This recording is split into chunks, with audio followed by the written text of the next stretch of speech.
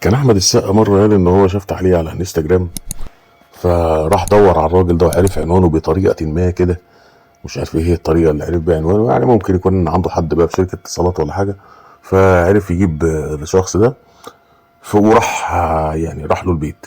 الشخص اللي قدامنا ده عمل نفس الموضوع، بس بقى ايه اعلى من السقا بصراحه الراجل ده.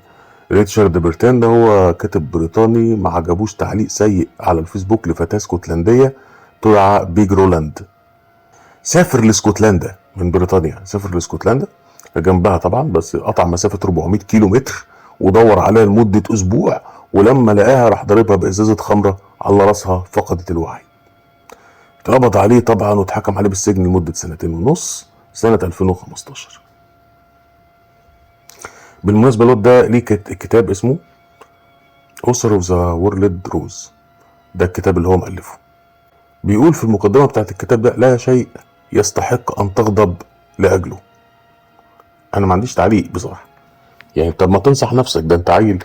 المهم الكتاب ده كان منزله على الصفحة عنده على الفيسبوك، وكتب تعليق كده، فالبنت راحت طبعا قالت إيه؟ قالت تعليق سلبي على الكتاب وعلى الكلام ده، فما سابهاش. يا أخي طب أنت أقبل النقد يا أخي، ده أنت إنسان غريب بصراحة.